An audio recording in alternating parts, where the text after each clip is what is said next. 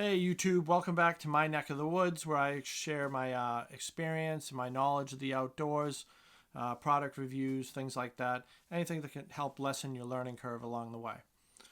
So today I'm going to talk about what I think is what makes the best field dressing knife. Now it's usually for turkey or deer, a couple other small things along the way, but for the most part animals like that.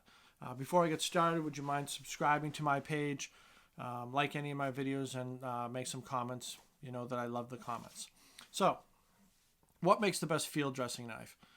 Ultimately, it doesn't have to be an expensive knife. It just has to be something that can hold an edge, and when it loses the edge, you're going to be able to put the edge right back on it. You need it razor sharp, and it has to be versatile too. So to give you an idea, at one point in time, I've used something like this. This is made by Elk Ridge.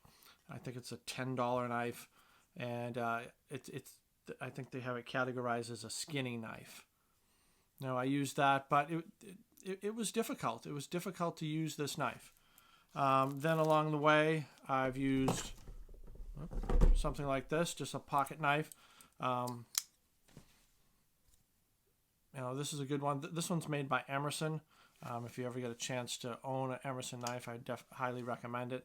I've had this one for a long time, and it's quite a tool. Upwards of price, though. I think this knife goes for like $200. I bought it at a yard sale for like $10. So, anyway, back to the point. Proper field dressing knife. I think this is the ultimate field dressing knife. I've been field dressing animals for upwards of 10 years now. And over the years, I've tried different knives, and a lot of them didn't suit the purpose. And the reason this is because it's small, and you can kind of put your finger on it, and you can really guide it, and you can really control it.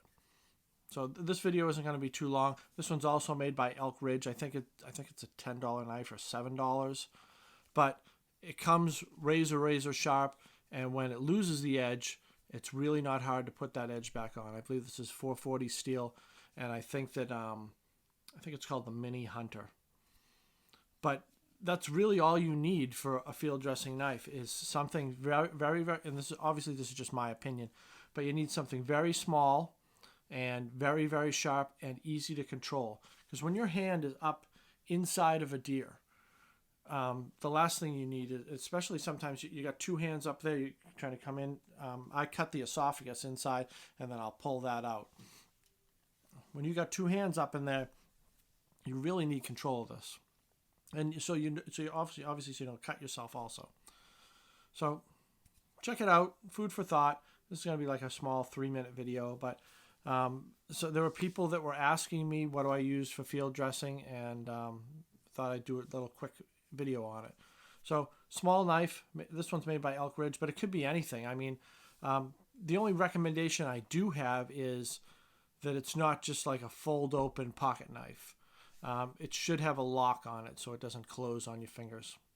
But this one's really easy. I think the specs, I think it's 5 inches long completely, but it's really versatile. And I don't know if you know, but once you cut into a deer, that can dull a knife tremendously.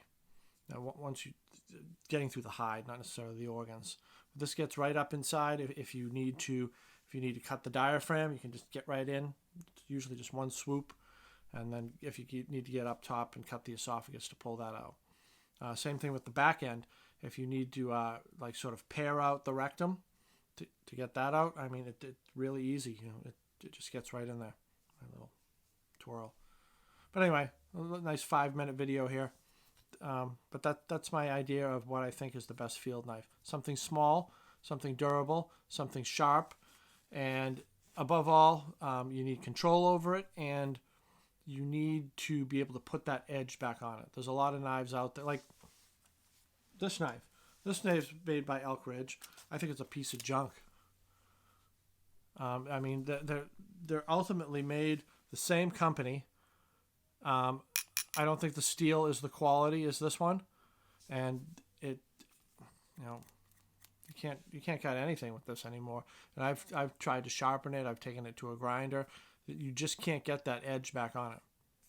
You know, I mean, they're both $10 knives. I mean, they look nice. They got nice handles and everything, but this one's basically a paperweight. You know. All right, subscribe to my videos. Subscribe to my channel. Excuse me. Like my videos. Make some comments, and ring that bell. That'll alert you of any new videos that I got coming out. All right. Thanks. Little informative video. Be well.